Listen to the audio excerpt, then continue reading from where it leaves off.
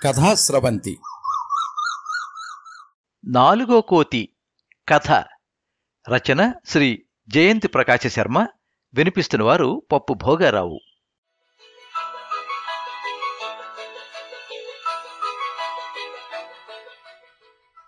ఈ మధ్య చంద్రమ్మ బొత్తిగా కనపడ్డం లేదు. నిజానికి చంద్రమ్మ అసలు పేరు నాకు తెలియదు. ఎప్పుడో 15 ఏళ్ల క్రితం మొదటిసారి చూశాను. అప్పట్లో చేతిలో పుస్తకాలతో స్కూలుకు వెళ్తూ ఉండేది.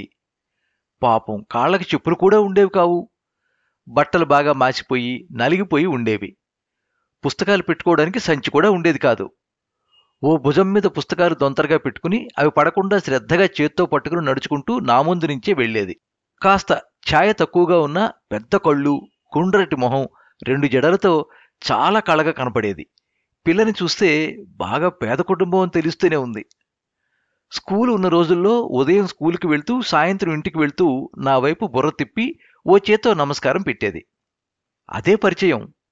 అంతకంటే నాకు ఆ పిల్ల గురించి ఇంకేం తెలియదు. ఆ పిల్ల పేరు తెలియకపోవడంతో చంద్రమ్మ అని పేరు పెట్టుకున్నా. నిజానికి రోజూ కనపడే మనుషుల పేర్లు కూడా నాకు తెలియవు. నా దగ్గర నిలబడి వాళ్ళు గట్టిగా మాట్లాడుతున్నప్పుడు వాళ్ళ పేర్లు తెలిసేవి. మధ్య మధ్యలో నా పేరు కూడా వాళ్ళ నోటంట వినపడేది. కానీ వాళ్లల్లో నాకు నచ్చిన వాళ్ళు ఎవరూ కనపడలేదు. ఒకరిద్దరు కనపడినా వాళ్ళు మళ్లీ కనపడలేదు. చాలామంది పిల్లలు కూడా నా ముందు నుంచి వెళ్తూ ఉంటారు. కానీ నా వైపు చూడనే చూడరు. బహుశా అందుకేనేమో వాళ్ళందరిలో చంద్రమ్మ నాకు బాగా నచ్చింది. అంటే ఆ పిల్ల మొహం కళగా ఉందని నచ్చడం కాదు, ఆ మొహంలో ఉన్న అమాయకత్వం వల్ల కాబోలు, లేదా చదువు పట్ల ఆ పిల్లకున్న శ్రద్ధ వల్ల కామోసు. అలా నాకు చంద్రమ్మ బాగా పరిచయం అయింది.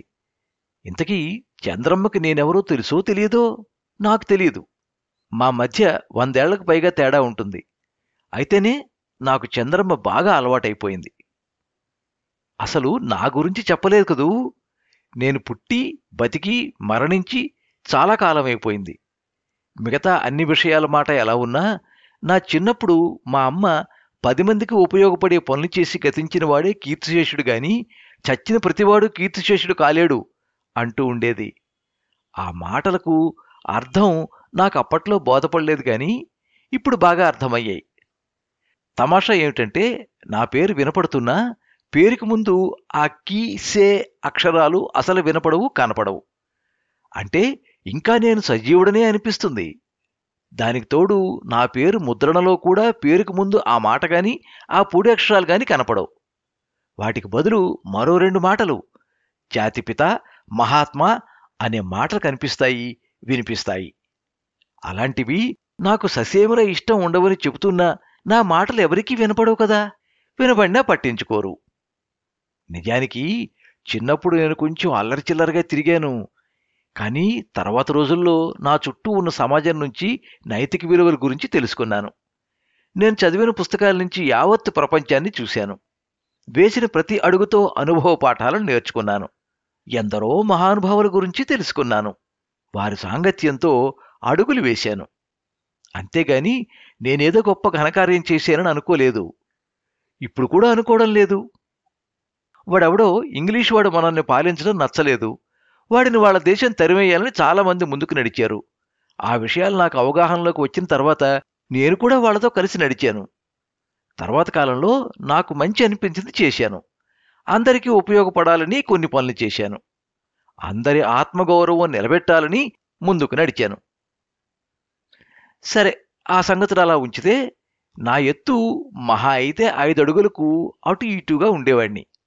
ఇప్పుడు మాత్రం 6 అడుగులు ఉంటాను. ఓ 50 సంవత్సరాల కిందట అనుకుంటా ఆ ఊర్లో ఓ 4 రోడ్ల కూడలి మధ్యలో ఓ 8 అడుగుల సిమెంట్ దిమ్మ మీద నిలబెట్టారు నన్ను. అప్పటికే వయసుతో పాటు చేతికి కర్ర, కళ్ళకి జోడు వచ్చేసేయి. నా చుట్టూ 100 గజాల జాగాలో వృత్తాకారంలో చిన్న పార్కు కూడా వెలిసింది. అందులో 5-6 చిన్న బెంచీలు, అక్కడక్కడ మొక్కలు ఉండేవి. అశోక వృక్షాలు వేసినప్పుడు అవి నాకంటే తక్కువ ఎత్తులో ఉండేవి. 4 రోడ్లు నాకు బాగా కనపడేవి. మధ్యలో ఓ దీపస్తంభం, దానికో సౌండ్ బాక్స్ కూడా ఉండేది. అందులో నుంచి రేడియో కార్యక్రమాలు వినపడేవి. నాకు మంచి కాలక్షేపంగా ఉండేది. ఉదయం సాయంత్రం 3 గంటలు రేడియో ప్రసారాలు వినిపించేవి. అందులో వచ్చే వార్తల ద్వారా దేశంలో ఏం జరుగుతోందో తెలిసేది. సాయంత్రాలు జనాలొచ్చి ఆ బెంచీల మీద కూర్చుని యోగక్షేమాలు మాట్లాడుకునేవారు. కాలక్రమేణా ఆ సెంటర్కి నా పేరు వచ్చింది. రాను రాను నాకు కనపడే ప్రాంతం అంతా ఎదిగిపోయింది. చిన్న చిన్న ఇళ్ళు, షాపులు పెరిగి 4-5 అంతస్తుల భవనాలుగా మారాయి. 4 వైపులా ఉన్న రోడ్లు వెడల్పు బాగా పెరిగాయి. ఆ మార్పులతో పాటు నా చుట్టూ ఉన్న అశోక వృక్షాలు కూడా ఆకాశానికి చేతులు చాస్తూ ఆ పార్కుకి పెట్టని గోడల్లా ఉన్నాయి. Radio box మూతపడిపోయింది. పెద్దవాళ్ళెవరూ రావడం లేదు. బదులుగా ఎవరెవరో వచ్చి ఏవేవో పనులు చేస్తున్నారు. సిగరెట్ పీకలు, ఖాళీ సీసాలు ఎక్కువైపోయాయి. చీకటి పడితే ఏం కనపడేది కాదు. ఆడ మగ గొంతులు కుసకుసలు వినపడేవి. ఓ రోజు సాయంత్రం స్కూల్ నుంచి ఇంటికి వెళ్తూ చంద్రమ్మ ఓ కుర్రాడిని వెంట తీసుకొచ్చింది. మొదటిసారి చూశాను వాణ్ణి. చంద్రమ్మ కంటే కొంచెం పెద్దవాడిగానే కనపడ్డాడు. గడ్డాలు మీసాలు వచ్చాయి. చంద్రమ్మలాగే చామన ఛాయగానే ఉన్నాడు. కాని వాడి మొహంలో కళ లేదు. వాడి చూపులు కూడా మామూలుగా లేవు. కళ్ళు మత్తుగా ఉన్నాయి. వాణ్ణి చూడగానే మంచి అభిప్రాయం కలగలేదు. వెరసి వాడు నాకు నచ్చలేదు. అశోక వృక్షాలను దాటి ఇద్దరూ లోపలికొచ్చి బెంచి మీద కూర్చున్నారు. చంద్రమ్మ నన్ను చూడలేదు. నమస్కారం కూడా పెట్టలేదు. పుస్తకాలు పక్కన పెట్టి ఆ కుర్రాడి దగ్గరగా కూర్చుంది. కాసేపు ఏవో కబుర్లు చెప్పుకుని వెళ్ళిపోయారు. ఆ మర్నాడు కూడా ఇద్దరూ అలా రోడ్డు మీద మాట్లాడుకుంటూ వెళ్ళిపోవడం చూశాను. మరో 2 రోజులు అలా రోడ్డు మీద కబుర్లు చెప్పుకుంటూ పోయేవాళ్లు. ఆ రోజు మళ్ళీ లోపలికొచ్చి కూర్చున్నారు. వాడి జేబులో నుంచి చాక్లెట్లు తీసి చంద్రమ్మకిచ్చాడు. వాటిని చంద్రమ్మ ఎప్పుడు చూసినట్లేదు. గమ్మును తీసుకుని ఒకటి నోట్లో వేసుకుంది. వాడు నెమ్మదిగా దగ్గరగా జరిగి ఆమె భుజం మీద చేతులు వేశాడు. చంద్రమ్మ సిగ్గుపడుతూ తలదించుకుని వాడి చెయ్యిని పక్కకి తోసింది. నువ్వంటే నాకు సానా ఇష్టం. నీకు నేనంటే అంటూ చూశాడు. ఆ పిల్లని ఏదో పేరు పెట్టి పిలిచాడు. కానీ నాకు అర్థం కాలేదు. చంద్రమ్మ తలదించుకుని చాక్లెట్ చప్పరిస్తూ ఏం మాట్లాడలేదు. వాడు చంద్రమ్మ తల పైకెత్తుతూ సిగ్గుపడుతున్నావా? ఇప్పుడు కూడా సానా బాగున్నావు అంటూ తన మొహాన్ని దగ్గరగా పెట్టబోయాడు. చంద్రమ్మ ఒక్కసారిగా భయపడినట్టుంది. వాడి చేతుల్ని పక్కన తోసి దూరంగా జరిగింది. ఓ 10 నిమిషాలు ఏవేవో మాట్లాడుకుని వెళ్ళిపోయారు. మరో 2 రోజుల తర్వాత బాగా చీకటి పడిన తర్వాత ఇద్దరూ వచ్చారు. ఆ సమయంలో లోపల చిమ్మ చీకటిగా ఉంటుంది. ఏం కనపడదు. చంద్రమ్మ చేతిలో ఎప్పుడూ ఉండే పుస్తకాలు ఉన్నట్టుగా లేవు. అక్కడ బెంచి మీద ఇద్దరూ పక్కపక్కనే కూర్చున్నారు. మనం పెళ్లి చేసుకుందాం అన్నాడు వాడు. సీ పాడు అంది చంద్రమ్మ. ఏ నా నచ్చనేదా? భుజం మీద చెయ్యేసి అడిగాడు. అది కాదు, ఇంకా చదువుకోవాలి. చదువుకు పెళ్ళి ఏమడ్డం వస్తుంది? అది కాదు, నానేదో పని చేసి డబ్బులు సంపాదిస్తాగా, నిన్ను పువ్వుల్లో పెట్టి చూసుకుంటా. చంద్రమ్మ ఏం మాట్లాడలేదు. అక్కడేం జరుగుతున్నదో నాకేం కనపడ్డం లేదు. వద్దు వద్దు, పర్నేదు పర్నేదు. అలా కొన్ని గుసగుసలే కాసేపు వినపడ్డాయి. తర్వాత అవి వినపడలేదు. నా మనసు ఏదో కీడు శంకించింది. ఏం చెయ్యాలో తోచలేదు. చంద్రమ్మకి సహాయం చేద్దామన్నా నిలువెత్తు ఎత్తులో శిథిలమై ఉండిపోయాను. ఆ తర్వాత 2-3 రోజులకోసారి వాళ్ళిద్దరూ రావడం, గుసగుసలు కాసేపు వినపడ్డం, తర్వాత అవి వినపడకపోవడం జరుగుతూ ఉండేది. ఓ రోజు వాళ్ళిద్దరూ ఉండగానే మరో 2 కుర్రాళ్ళొచ్చారు. అందరి మాటలు మత్తుగా వినిపించాయి. చంద్రమ్మ అరుపులు, ఏడుపు, వాళ్ళ నవ్వులు అర్ధరాత్రి వరకు వినపడుతూనే ఉన్నాయి. గట్టిగా కేకలు వేద్దామనుకున్నాను. నోరు పెగల్లేదు. చేతిలో ఉన్న కర్రతో వాళ్ళని కొడదామనుకున్నాను. చెయ్యి లేవలేదు సరికదా, కర్ర కూడా లేదు. అక్కడేం జరుగుతుందో చూడ్డానికి కళ్ళజోడు కూడా లేదు.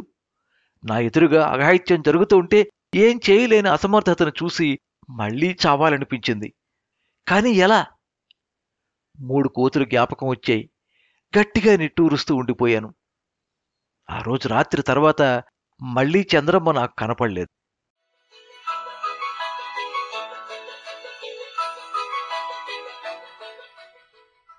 4-5 సంవత్సరాలు గడిచిపోయాయి. చంద్రమ్మ గురించి పూర్తిగా మరిచిపోయాను. నా చుట్టూ ఉన్న ప్రపంచం చాలా మారిపోయింది. నేను కూడా శిథిలావస్థకి చేరిపోయాను. ఈ మధ్య ఎవరూ నన్ను పెద్దగా తలుస్తున్నట్టు కనపడటం లేదు. పట్టించుకోవడం కూడా లేదు. ఓ 10 ఏళ్ల క్రితం వరకు నా పుట్టినరోజుకి నన్ను ముస్తాబు చేసేవారు. నా దగ్గరకొచ్చి పాటలు పాడేవారు. నాకు నమస్కారం చేసి ఉపన్యాసాలు దంచి వెళ్ళేవారు. ఇప్పుడు అలాంటివి ఏవీ లేవు. రోజులు చాలా బరువుగా సాగుతున్నట్టు అనిపిస్తున్నది. అదిగో సరిగ్గా అప్పుడే నాకు విచిత్రమైన సమస్య ఎదురైంది. ఓ రోజు ఊరేగింపుల జనం పార్కులోకి వచ్చారు. నిచ్చెన వేసుకుని కేరింతలు వేసుకుంటూ ఓ ఇద్దరు నా పైకెక్కి బిందెడు పాలు నా తల మీద పోశారు. ఉక్కిరిబిక్కిరి అయిపోయాను. తర్వాత పెద్దాయన నా పక్కన చిన్న చోటు చేసుకుని నిలబడి గట్టిగా ఏదో మాట్లాడాడు. అందరూ చప్పట్లు కొట్టారు. తర్వాత అందరూ మిఠాయిలు పంచుకుని వెళ్ళిపోయారు. నన్ను పాలతో ఎందుకు స్నానం చేయించారో నాకు అర్థం కాలేదు. ఒళ్ళంతా జిడ్డు జిడ్డుగా చిరాగ్గా ఉంది. వర్షం పడితే బావుండనిపించింది. మర్నాడు మరో కొంతమంది వచ్చారు. వాళ్ళందరూ చాలా కోపంగా ఉన్నట్టు అనిపించింది. ఆ జనంలో నుంచి ఓ ముగ్గురు పైకెక్కి నా పక్కన చోటు చేసుకుని నిలబడి మైకు పుచ్చుకుని ఏవేవో మాట్లాడారు. వాళ్ల మాటల్లో పరుష పదాలు, అశ్లీల మాటలు కూడా విరివిగా దొర్లేయి. ఆ మాటలు అవగానే ఓ పెద్ద బకెట్ నీళ్లలో ప్యాకెట్ పాలు కలిపి నాకు స్నానం చేయించారు. తర్వాత కూడా మరో ఇద్దరు కింద నిలబడే గట్టిగా మాట్లాడి ఎవరికో హెచ్చరికలు కూడా చేశారు. ఓ పావుగంట హడావిడి చేసి తర్వాత పెద్దగా అరుస్తూ ఈలలు వేసుకుంటూ అందరూ వెళ్ళిపోయారు. అది మొదలు రోజుకో 2 రోజులకో ఓసారి నాకు ఈ క్షీరాభిషేకం తప్పడం లేదు. ఆ తర్వాత నాకు ఒళ్ళంతా జిడ్డు జిడ్డుగా ఉండేది. చిరాకేసేది. దానికి తోడు ప్రతిసారి అలా ఆ పాలు నేలపాలు అవుతూ ఉంటే బాధ వేసేది. వాళ్ళందరి మీద చెడ్డ కోపం వచ్చేది. కానీ ఏం చేయగలను? ఈ ప్రహసనం మొదలైన కొన్ని రోజుల తర్వాత మళ్ళీ చంద్రమ్మ కనపడింది. ఓ రోజు చంటిపిల్లాన్ని ఎత్తుకుని మరో చిన్నపిల్లని వెంట నడిపించుకుంటూ వచ్చింది. చింపిరి జుట్టు, చిరిగిపోయిన బట్టలు, స్నానం చేసి చాలా కాలం అయినట్టుంది. మొహంలో ఆనాటి కళలేదు. చంద్రమ్మను చూస్తూనే పరిస్థితి పూర్తిగా అర్థమైపోయింది. నాకేమిటి, ఎవరికైనా ఆమెను చూస్తే ఇట్టే అర్థమైపోతుంది. నా కాళ్ళ దగ్గర ఓ మెట్టుంది. ఆ మెట్టు మీదే కొద్దిగా జాగా చేసుకుని పిల్లలతో పాటు కూర్చుంది. చేతిలో ఓ గిన్నె ఉంది. ఆమె అలా ఎందుకు కూర్చుందో అర్థం కాలేదు. ఇంతలో ఊరేగింపుగా జనం వచ్చారు. చంద్రమ్మని అక్కడి నుంచి వెళ్ళిపోమన్నారు. కానీ చంద్రమ్మ బుర్ర అడ్డంగా ఊపుతూ అక్కడి నుంచి కదల్లేదు. వాళ్ల పనికి చంద్రమ్మ, పిల్లలు అడ్డమనిపించలేదేమో. వాళ్ళ పనిలో నిమగ్నమైపోయారు.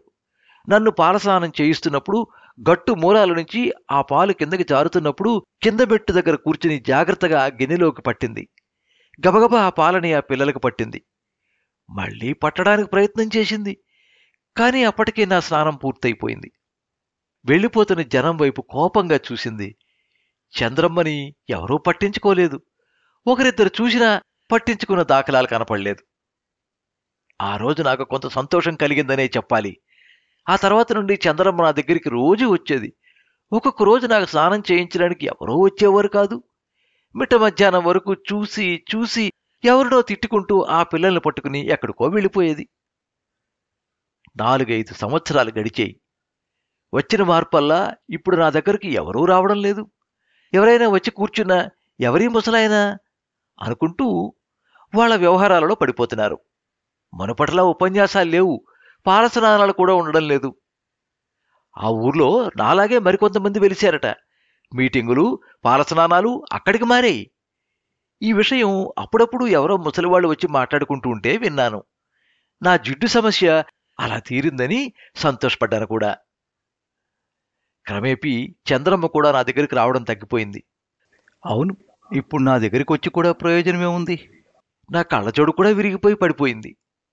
నా చేతిలో కర్ర కూడా ఎవడో పట్టుకుపోయాడు. అక్కడక్కడ నా ఒంటి మీద దెబ్బలు కూడా ఉన్నాయి. ఆ రోజు నా పుట్టినరోజు అనుకుంటా ఓ పెద్దాయన వచ్చి నా ఎదురుగా నిలబడ్డాడు. నాకు దండం పెడుతూ, మహాత్మా, దేశమంతా సర్వనాశనం అయిపోయింది. మేమేం చేయలేకపోతున్నాం. నువ్వు మళ్లీ పుట్టాలి అంటూ పావుగంట ఏవేవో చెప్పాడు.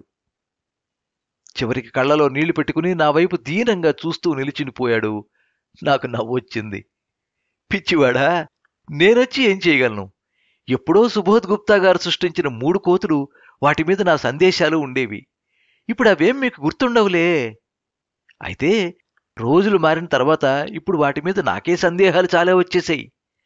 అవేమిటంటే, ఓ కోతి చెవులు మూసుకుంది, కానీ అది మాట్లాడగలదు, చూడగలదు. రెండో కోతి కళ్ళు మూసుకుంది, కానీ వినగలదు, మాట్లాడగలదు. మూడో కోతి అంతే, నోరు మూసుకుంది గాని చూడగలదు, వినగలదు. వెరసి అవేం చేయడం లేదు, చేయలేవు. నేను అంతే. అథవా మళ్ళీ నేనొచ్చినా నాలుగో కోతిగా నేను అన్నీ మూసుకుని కూర్చోవాలి. ఒకవేళ నేను ఆ పని చేయకపోతే ఆ 3 కోతులు నా చేత బలవంతంగా ఆ పని చేయిస్తాయి. అర్థమైందా? అయినా నీ చేతిలో ఉన్న పని నువ్వు చేయకుండా నన్ను రమ్మంటావేమిటి? అనుకోకుండా చివరి మాట చాలా సీరియస్గా అన్నాను. నా మాటలు వినబడ్డాయో లేవో తెలియదు గాని ఆయన తలాడిస్తూ ఎడంచేయి చూపుడు వేలు ఓసారి చూసుకున్నాడు. దానిమీద ఓ నల్లటి ఇంకుమచ్చ ఉంది, కానీ వేలుకి చలనం లేదు. ఆ వేలు అమ్ముడుపోయిన విషయం గుర్తుకొచ్చిందనుకుంటా వడివడిగా అడుగులు వేసుకుంటూ వెళ్ళిపోయాడు.